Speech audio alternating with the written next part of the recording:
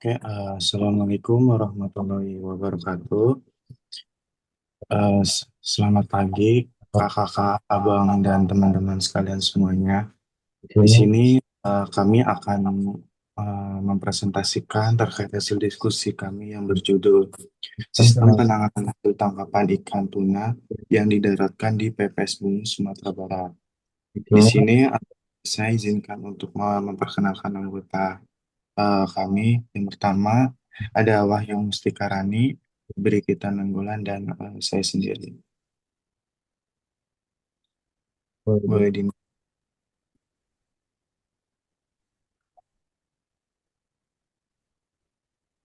Oke, dari daftar. Oke, yang pertama ada latar belakang. Ya, untuk poin pertama itu PPS Bungus sebagai pusat pendaratan ikan strategis. Kemudian di yang poin yang kedua, fasilitas pendukung sudah tersedia. Yang ketiga ada mutu dan nilai tambah ikan tuna serta kurangnya wawasan SDM di pelabuhan.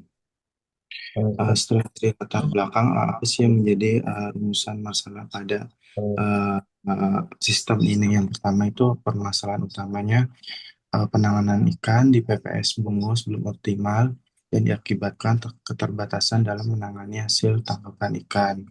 Yang sudah kita ketahui pada latar belakang tadi, meskipun dari fasilitasnya yang sudah memadai, tetapi di pelabuhan tersebut masih mengalami keterbatasan, yaitu di sumber daya manusianya. Dari permasalahan utama tersebut mengalami dampak yang ditimbulkan, yaitu akibatnya terjadi penurunan mutu dari aktivitas tersebut dan berakibat dalam nilai jual yang rendah. Kemudian dari pihak yang terdampaknya ada nelayan akan kehilangan pendapatannya dan pedagang juga akan mengalami penurunan dalam kualitas bahan baku serta pengelolaan pelabuhan bagaimana dalam menjaga mutunya. kemudian Kemudian dari aplikasi atau tindakannya itu yaitu bagaimana peran pelabuhan sebagai peningkat fasilitas fasilitas penanganan ikan serta eh, eh, pelatihan bagi nelayan dan dan koordinasi di semua pihak.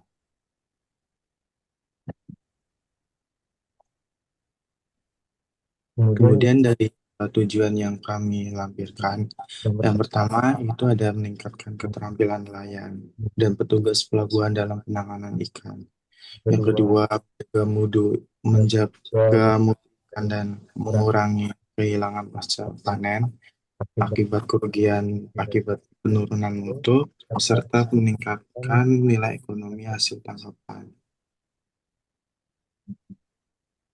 kemudian Kemudian dari metode metode yang kami kami gunakan untuk untuk waktu waktu dan tempat, waktu pelaksanaan penelitian itu eh, eh, dilakukan dilakukan di bulan September sampai sampai Oktober Oktober tahun 2020. 2025 untuk Untuk waktu itu itu di di jam 13.30 sampai 16 16 waktu Indonesia. tempat Tempat pelaksanaan di pelaksanaannya di ruang ruang kuliah di SMK FPTP. FPKIPP. Kemudian Kemudian untuk metode metode di pustakanya kami eh, eh, menggunakan pengumpulan data serta mencari literasi literatur atau jurnal yang sama membahas tentang sama ada menggunakan studi studi dan ya, kasusnya yang yang tercantum tercantum di di realisasi dari Februari tahun 2019. Kemudian dari kemudian dari eh, analisis deskripsi deskripsi jenis jenis statistik statistik yang digunakan untuk menganalisis data data dengan dengan menggunakan menggunakan atau aplikasi menginstruksikan data telah terkumpul pada tanpa tanpa tujuan tujuan untuk mencari kesimpulan kesimpulan yang atau bersifat umum mencapai atau generalisasi. generalisasi.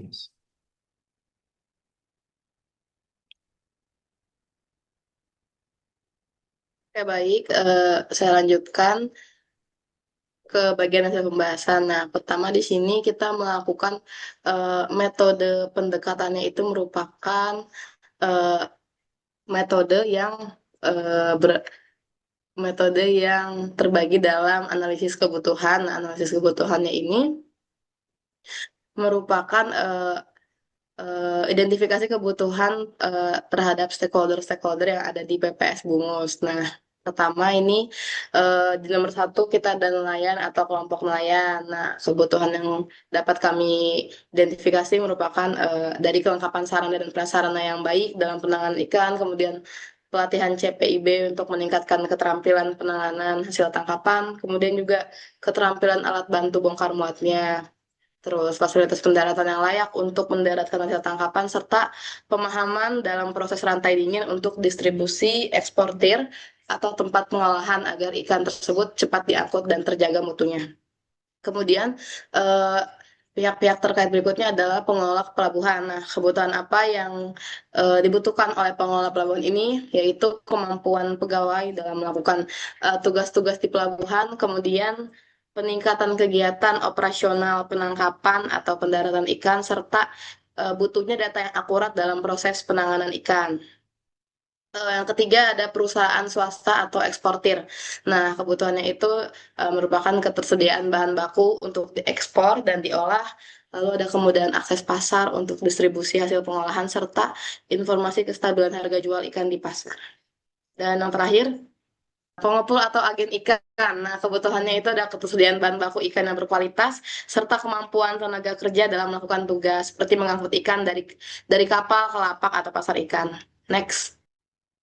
Oke, kemudian ada formulasi masalah yang dapat kami susun di PPS Bungus. Nah, pertama itu ada kurangnya pengetahuan nelayan tentang fungsi-fungsi fasilitas yang telah tersedia di PPS Bungus, serta terbatasnya sumber daya manusia dalam pengelolaan ikan tuna pasca tangkap.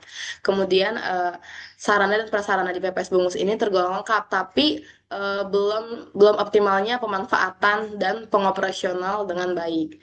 Kemudian yang ketiga ada banyak nelayan tradisional di PPS Bungus yang berhasil menangkap ikan, namun minim pemahaman terkait penanganan sehingga kualitas ikan itu tidak terjaga dan tidak bernilai ekspor karena turunnya mutu ikan tersebut. Selanjutnya ada diagram causal loop.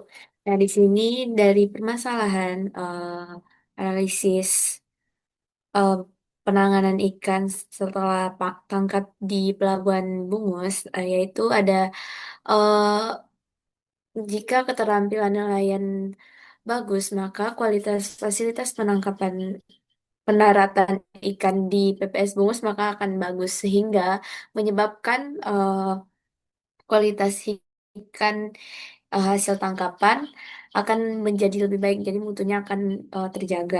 Selanjutnya, jika mutu ikan terjaga dengan baik, maka peluang ekspor maka akan semakin tinggi sehingga menyebabkan pendapatan nelayan itu bertambah.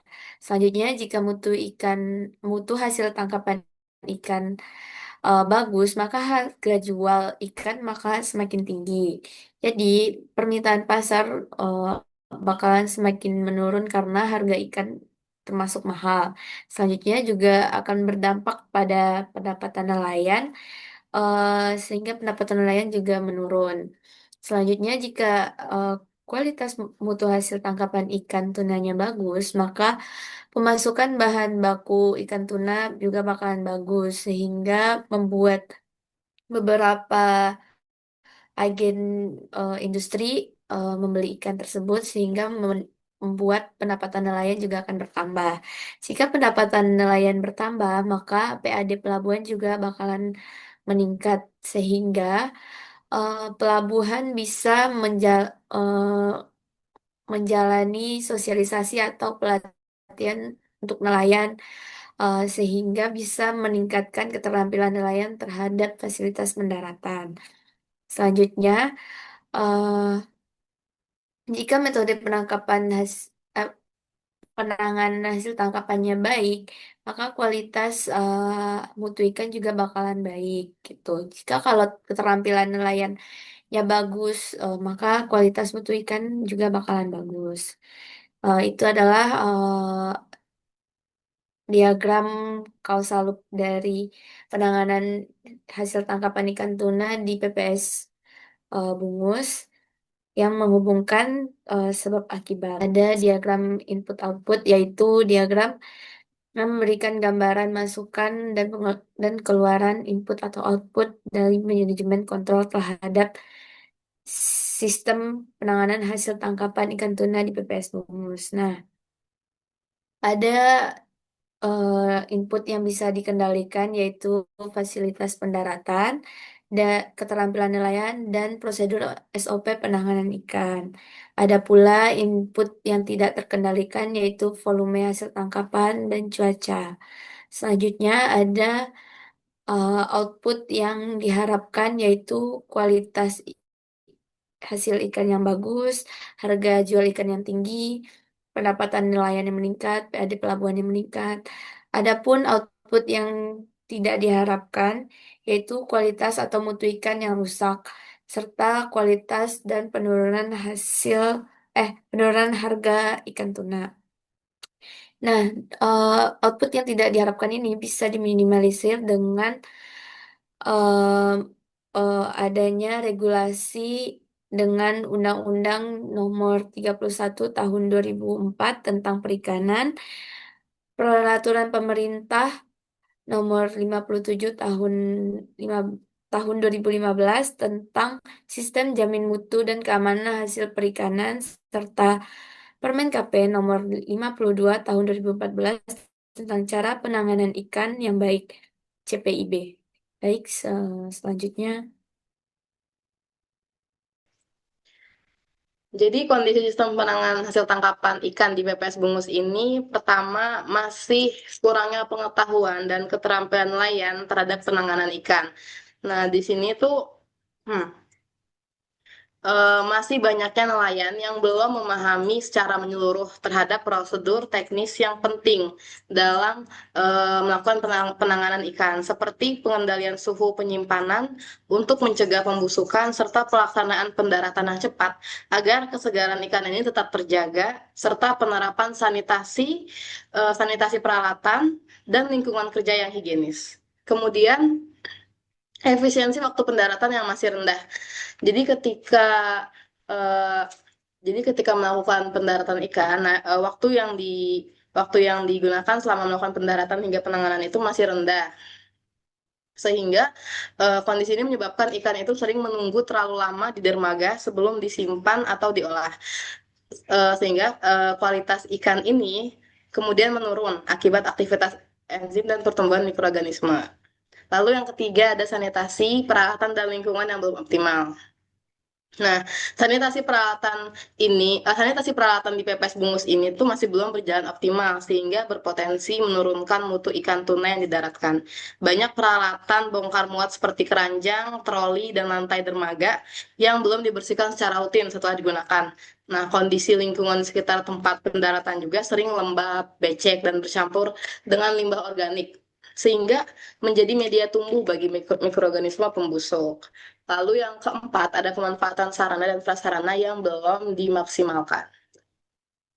Pemanfaatan sarana dan prasarana di PPS Bungus ini masih belum optimal, sehingga berdampak pada efisiensi operasional dan mutu hasil tangkapan. Nah, beberapa fasilitas seperti cold storage, peralatan bongkar muat, dan ruang pendingin seringkali tidak digunakan secara maksimal.